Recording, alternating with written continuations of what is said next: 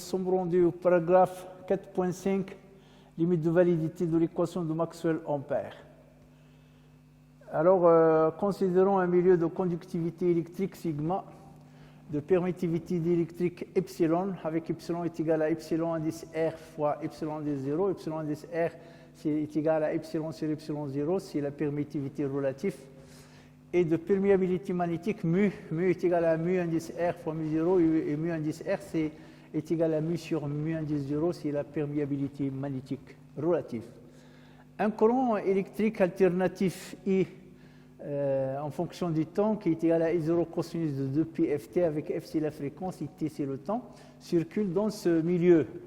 Dans un conducteur ohmique, les courants de conduction et de déplacement ont pour densité de courant respectif, J indice C est égal à sigma fois E. Sigma ici, c'est la conductivité électrique. Ça, c'est la loi d'Ohm locale.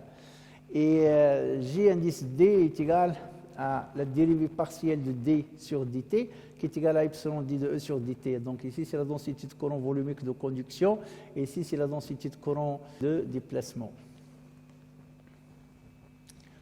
Avec E est égal à E0 fois cosinus de oméga t, où l'amplitude maximale E0 est égale à une constante, les densités de courant de conduction et de déplacement deviennent J indice C est égal à sigma E, qui est égal à sigma E0 fois cosinus de oméga t, parce que je remplace E par cette expression dans la forme de la loi d'Ohm. J indice D est égal à d de d sur d de t, qui est égal à moins epsilon oméga fois E. Je remplace d par epsilon fois E, et je dérive ça ici. Et donc, ça, c'est d, c'est epsilon fois cette quantité. Et je dérive, d'où le signe moins qui sort ici, et oméga. Densité de courant de déplacement. On en déduit leur amplitude respective. J0C, 0 pour l'amplitude maximale et C pour conduction, est égal à sigma fois le module de E0, qui est égal à sigma fois E0. Et J indice 0D, 0 pour amplitude maximale et D pour déplacement, J indice 0D est égal à epsilon 0 oméga, le module de E0 est égal à epsilon oméga fois E0. Alors il faut supprimer ce epsilon 0 parce qu'on travaille avec epsilon. Le rapport entre l'amplitude du courant volumique de conduction JC et celle du courant de déplacement J indice D et JC sur JD est égal à sigma sur epsilon 0 oméga, parce que je divise cette quantité par cette quantité, et le E0 et le E0 se simplifient, et ça me reste sigma sur epsilon oméga. Donc il faut supprimer le 0 ici.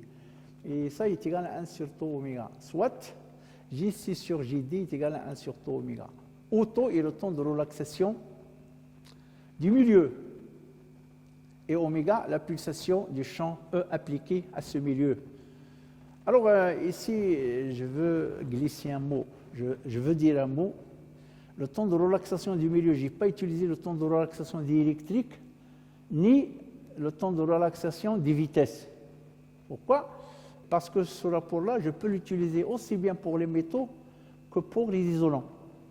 Donc, quand il s'agit des métaux, je vais travailler avec le temps de relaxation des vitesses, mais quand il s'agit des isolants, soit que je vais travailler avec le temps de relaxation diélectrique, soit que je vais travailler avec le temps de relaxation troisième terme, une troisième constante, qui est le temps de relaxation électrique. Alors, nous allons donc appliquer ce résultat qui ne dépend que de taux du milieu et de oméga du champ électromagnétique aux deux cas limites des matériaux, à savoir les conducteurs et les isolants. Le premier cas, le cas des bons conducteurs comme les métaux. Dans le cas des bons conducteurs, le temps de relaxation concerné est la durée de relaxation des vitesses du modèle de Drude-Lorentz. Tau est à peu près égal à 10 puissance moins 14 secondes. Nous avons calculé ça dans la section 4.2. On en déduit que J6 sur Jd est égal à 1 sur tau oméga. Je remplace tau par 1, 10 puissance moins 14, ça va me donner 1 et 2pi, parce qu'oméga, je le remplace aussi par 2pi f. Alors on sait que la fréquence angulaire elle est liée à la fréquence. Donc je remplace oméga par 2πf ici, ou bien parfois on utilise f, ou bien parfois on utilise mu, et mu c'est la même chose que f. En France, on préfère utiliser nu pour la fréquence, et au Canada et aux États-Unis d'Amérique, on préfère utiliser f. Ce qui va nous donner le rapport de JC sur JD est à peu près égal à 1,6 fois 10 puissance 13 Hz sur la fréquence f. Pour que le rapport JC sur JD soit à peu près égal à 1, il faut que la fréquence soit égale à 1,6 puissance 13 Hz. Donc si cette fréquence est égale à 1,6 fois 10 à la puissance 13 Hz, donc 1,6 10 puissance 13 Hz divisé par 1,6 10 puissance 13 Hz, ça donne 1. Donc, dans le cas des bons conducteurs comme les métaux, deux cas se présentent. Si la fréquence mu est supérieure et beaucoup plus grande que 1,6 10 puissance 13 Hz, ou si mu est beaucoup plus petit que 1,6 10 puissance 13 Hz, on a deux domaines. On a donc ça c'est une fréquence limite. 1,6 10 puissance 13 Hz, c'est une fréquence limite. On va voir que cette fréquence va jouer un rôle très important lors de l'étude de la réflexion des ondes électromagnétiques sur des métaux. Par exemple, si la fréquence mu est très inférieure à 1,6 10 puissance 13 Hz, c'est le cas des basses fréquences. Alors, la longueur d'onde dans le vide est supérieure ou égale à 20 micromètres, c'est-à-dire 20 micromètres et plus haut. Donc, les ondes centimétriques ou bien les ondes kilométriques, c'est inclus dedans. Alors, JC est supérieur à JD. Dans ce cas, l'équation de Maxwell ampère se réduit à rotationnel de B est égal à μ0 fois JC de conduction parce qu'il n'y a pas de courant de déplacement. Dans ce cas notamment, la conductivité électrique sigma ne dépend pas de la fréquence. Et donc, pourquoi nous avons déjà parlé de cette limite? Et donc, c'est la conductivité électrique complexe est égale à la conductivité électrique réelle qui est pour la fréquence 0, et ça est égal à la conductivité pour toutes les fréquences plus petites que cette fréquence-là ici. C'est constant. Et la loi d'Ohm locale, JC est égal à sigma fois E, est linéaire. Pour les fréquences inférieures à 1,6 10 puissance 13 Hz, la loi d'Ohm est linéaire parce que la conduction l'emporte sur le courant de déplacement. Les basses fréquences telles que nu inférieur ou égal à 1 sur 2 π qui est égal à 1,6 10 puissance 13 Hz couvrent les régions spectrales des ondes radio, les micro-ondes, les hyperfréquences y comprises et l'infrarouge lointain. En conséquence, dans le cas de ces fréquences, c'est-à-dire les fréquences habituelles que l'homme utilise fréquemment, 1 Hz, 1 kHz, 1 MHz, 1 GHz et 1 THz, puisque JC est très grand que JD. Il s'ensuit alors que les conducteurs, comme les métaux, peuvent absorber l'énergie électrique ou électromagnétique et le dissiper sous forme thermique par effet Joule. Donc, on peut faire le chauffage par les ondes électromagnétiques en éclairant les métaux, par exemple. Par contre, si mu supérieur ou égal à 1,6 puissance 13 Hz, c'est le cas des hautes fréquences. Ça veut dire que pour les longueurs d'onde dans le vide inférieur ou égal à 20 micromètres, alors JC est beaucoup plus grand que JD et l'équation de Maxwell ampère devient rotationnelle de B est égale à μ0 JC. Alors ça est égal à 0, c'est ça qui est égal à 0, plus μ0 J indice D. Donc ça est égal à 0, donc l'équation de Maxwell ampère devient rho de B est égal à μ0 JD.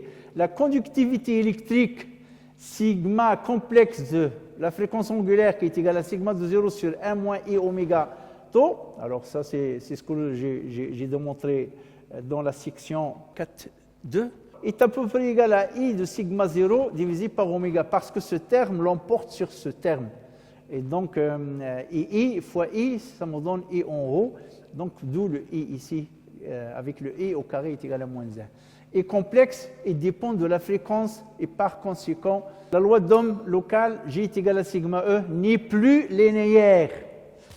Alors, on tombe dans ce cas-là, si on est dans le cadre des hautes fréquences, la loi d'Ohm n'est plus linéaire. Alors, on a besoin de ces notions quand on va étudier la réflexion des ondes électromagnétiques sur les métaux.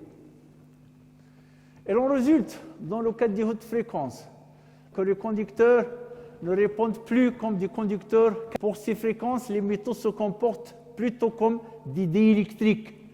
Alors, dépassant cette fréquence, ici, dépassant cette valeur, les métaux se comportent comme des diélectriques. En conséquence, les métaux, au soit qu'ils deviennent hautement réfléchissants, c'est le cas notamment des fréquences optiques dans l'ultraviolet, dans la région du visible et dans la région de l'infrarouge, proche et moyen, pour lesquels oméga est inférieur ou égal à 1,6 puissance 16 rad par seconde, c'est-à-dire pour lesquels la longueur d'onde dans le vide est comprise entre 20 micromètres et 120 nanomètres. Au soit qu'ils deviennent totalement transparents, et ça se produit aux fréquences pour lesquelles oméga est plus grand que 1,6 puissance 16 rad par seconde, tels les rayons ultraviolets avec lambda 0 inférieur ou égal à 120 nanomètres et aux rayons X et gamma.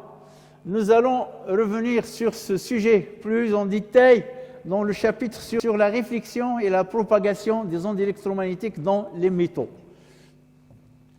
Alors ici, on a un graphique qui montre la réflectance en pourcent en fonction de la longueur d'onde. Et donc, c'est la réflectance, c'est le pourcentage d'énergie réfléchie par une surface métallique.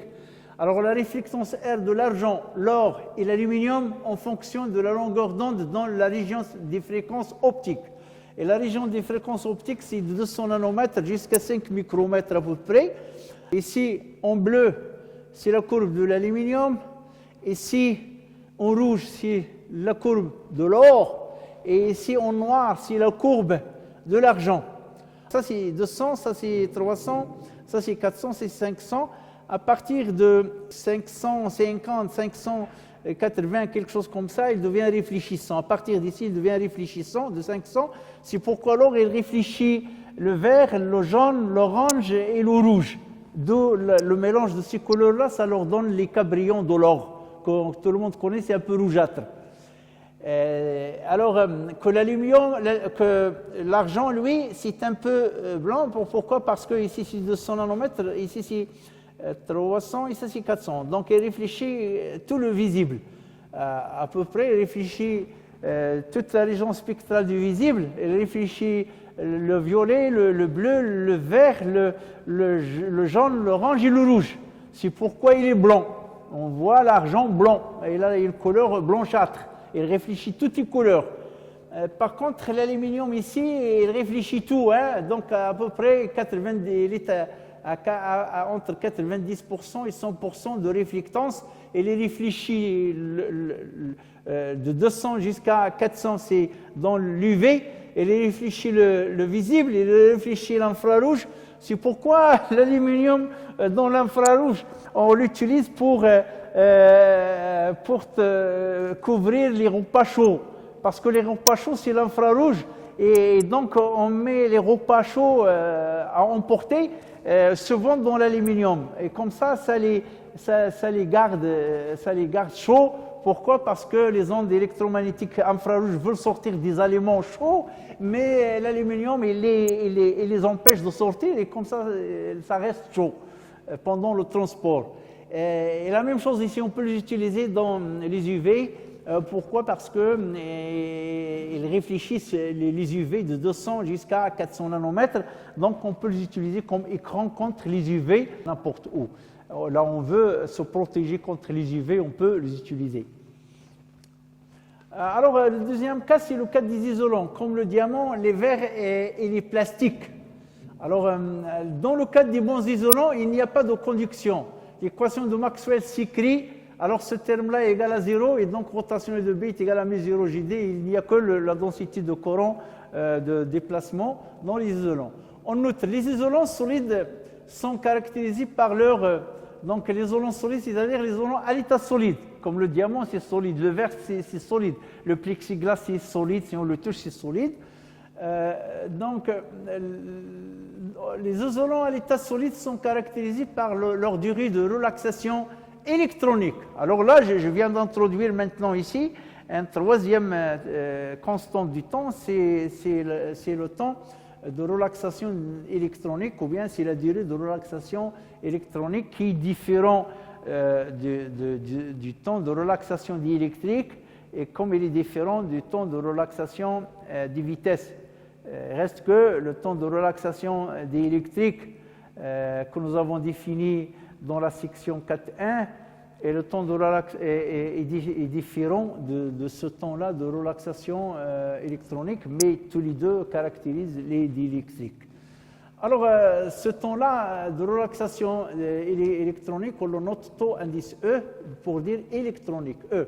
La valeur de taux indice E varie d'un isolant à l'autre. Pour le cas des isolants à l'état solide, elle peut varier de 10 puissance moins 15 secondes à 10 puissance moins 10 secondes. En fait, un isolant quelconque peut posséder plusieurs valeurs de taux indice E et donc plusieurs bandes d'absorption situées dans les régions spectrales de l'ultraviolet, le visible et l'infrarouge, comme ici. Alors ici, il possède un taux E, un temps de relaxation ici, ici et ici. On a ici 5 courbes pour les 5 polymères qui existent ici, et on voit très bien les bandes d'absorption qui sont caractérisées par le temps de relaxation électronique, taux indice E. Et on voit que, par exemple, chaque polymère ici est caractérisé par sa bande d'absorption. Et donc, on a une ici, on a une autre ici, on a une autre ici et on a une autre ici. Donc, à peu près plusieurs bandes d'absorption. Et donc, plusieurs taux E. C'est pourquoi j'ai dit ici un isolant quelconque peut posséder plusieurs valeurs de taux E et donc plusieurs bandes d'absorption situées dans les régions spectrales de l'ultraviolet, le visible et l'infrarouge. Généralement, le milieu isolant absorbe plus ou moins l'onde électromagnétique ayant oméga 0 est égal à 2πf, qui est égal à 2π divisé par taux indice E, et les ondes aux alentours de celle-ci. Et alors, il résulte que l'absorption devient négligeable dès que oméga s'écarte de la valeur absolue de oméga moins oméga 0 quand ça devient plus grande, quand ça s'éloigne de 2π sur taux indice E. La limite inférieure des temps de relaxation électronique taux E des isolants à l'état solide est de l'ordre de 10 puissance moins 15. C'est cette limite-là ici. Il s'ensuit que pour les fréquences telles que mu est inférieur à 1 sur 2π taux électronique ici, que je remplace ici 10 puissance moins 15, c'est cette valeur-là ici, et ça me donne 1,6 10 puissance 16 Hz, c'est-à-dire pour lambda 0 dans le vide supérieur à 20 nanomètres, c'est le cas des fréquences optiques. Alors, les isolants absorbent plus ou moins les ondes électromagnétiques, mais cette absorption n'apparaît que sur quelques régions spectrales plus ou moins étroites dues à l'existence de bandes d'absorption électronique. Alors, on le voit ici. Pour ces ondes-là ici, de 400 nanomètres, de 300 nanomètres à peu près jusqu'à à peu près 1000, donc dans le visible et l'infrarouge proche, on voit que la transmittance est à peu près égale à 100% pour ces longueurs d'onde-là ici. C'est pourquoi le plexiglas, par exemple, est transparent et on l'utilise comme à la place des verres. Quand on ne veut pas que ça casse, que ça brise, on utilise le plexiglas, par exemple. Alors, il est transparent. Les autres aussi, polymères comme du PMMA et le polycarbonate et le polystyrène et le cyclique olefine, polymères, ils sont tous transparents. Ils sont tous transparents dans la région de l'optique comprise entre 400 et 1000 et jusqu'à 1100 nanomètres. L'absorption, ça commence à partir de là à peu près. Bien qu'on a un petit pic ici, mais c'est négligeable. Si l'absorbe ici, il va se refroidir rapidement à cause de la convection. Mais cette absorption n'apparaît que sur quelques régions spectrales plus ou moins étroites dues à l'existence de bandes d'absorption électronique, ce qui explique en gros pourquoi les verres et les plastiques sont transparents surtout dans la région spectrale du visible. En effet, les électrons jouent un rôle essentiel dans les mécanismes de polarisation électronique apparaissant en optique dû à leur faible inertie La masse d'un électron, c'est 9,11 fois 10 puissance moins 31 kg, c'est vraiment très léger, super léger. Elles sont seules à suivre les variations d'un champ électromagnétique de très haute fréquence, pour mu à peu près égal à 3 10 puissance 15 Hz.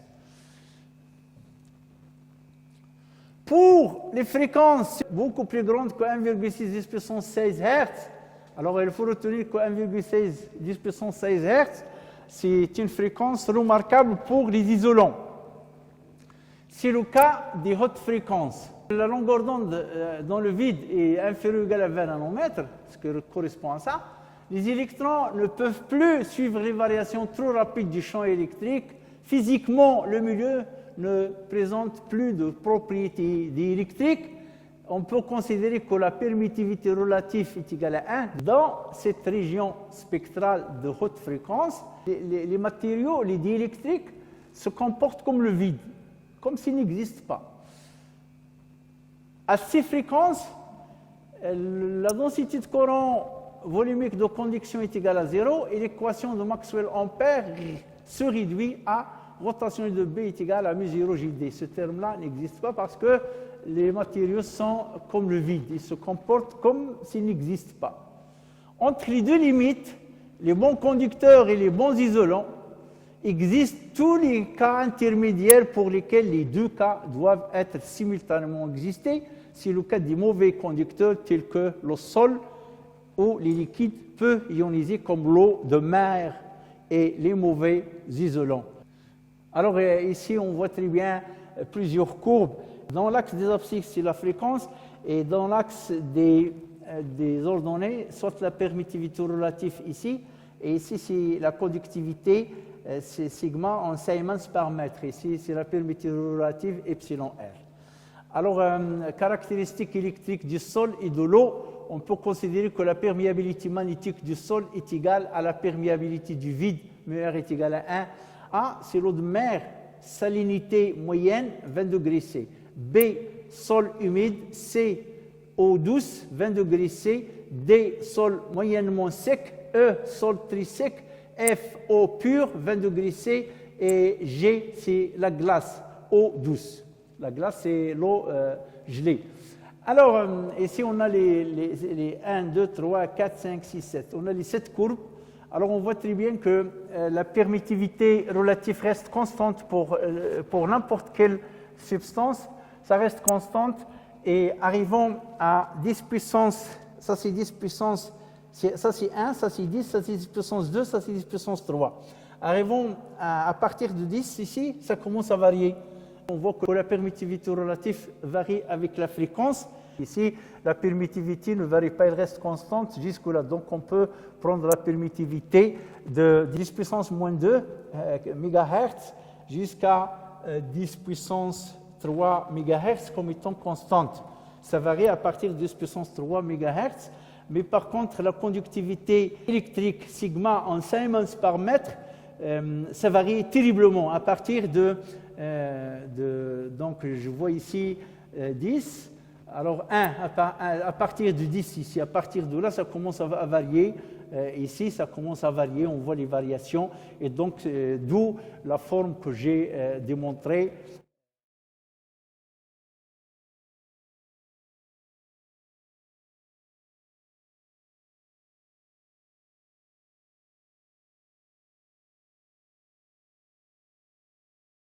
Que la conductivité électrique varie en fonction de la fréquence. Et cette variation, on la voit très bien ici dans ces graphiques-là. On la voit dans ces graphiques. Alors, en ce qui concerne les substances, on a ici la conductivité électrique sigma en or moins 1 mètre moins 1, ou bien en Siemens par mètre. Permittivité d'électrique relative epsilon R qui est égal à epsilon sur epsilon 0, temps de relaxation. On voit que pour les conducteurs comme l'argent, le cuivre et l'or, on parle des temps de relaxation des vitesses, c'est 10 puissance moins 14 secondes. L'eau de mer, c'est 1,24 10 puissance moins 10. Le sol très sec, c'est 10 puissance moins 8 secondes. Et eau ultra pure, c'est 10 puissance moins 4. Pour les isolants ici, on a le plexiglas, le mica, le quartz, le diamant, etc. On a 10 puissance 3. Donc il s'agit ici des constantes, des durées de relaxation diélectrique, parce qu'ils entrent dans la gamme, dans l'intervalle que j'ai donné dans la section 4.1. Par contre, ici, ça rentre dans la gamme que j'ai donnée dans la section 4.3 de ce chapitre. Et pour le verre, j'ai ici 10 puissance 7. C'est un temps de relaxation diélectrique. Et tout ça, c'est des temps de relaxation diélectrique. Pour le vide, il faut noter que la conductivité électrique du vide, c'est 0. Ça ne conduit rien parce qu'il n'y a pas de matière. C'est tout à fait logique. Et la permittivité diélectrique relative du vide, c'est 1, ce qui donne un temps de relaxation infini. L'air sec, parce qu'il y a l'air humide. Alors ici sur la mer, au bord de l'océan Atlantique où nous résidons, la mer, l'air est humide, mais l'air sec, c'est un peu au centre. Alors on a ici la conductivité électrique, c'est comme le vide, l'air c'est comme le vide, et la permittivité diélectrique relative de l'air, c'est comme à peu près 1,0006, c'est à peu près 1. Et le temps de relaxation, c'est taux. C'est pourquoi, quand on veut faire des expériences de l'électrostatique, il faut les faire dans un milieu sec et pas dans l'air humide, parce que l'air humide, ça fait diffuser les charges électriques. Alors, dans le vide, les équations de Maxwell s'écrivent. Rotation de E est égale à rho sur epsilon 0, div de B égale à 0, rotation de E est égale à moins dB sur dt, rotation de B est égale à mu0, G plus epsilon 0 d de E sur dt. Ces équations sont complètes. Je m'arrête là. Je vous remercie. À la prochaine.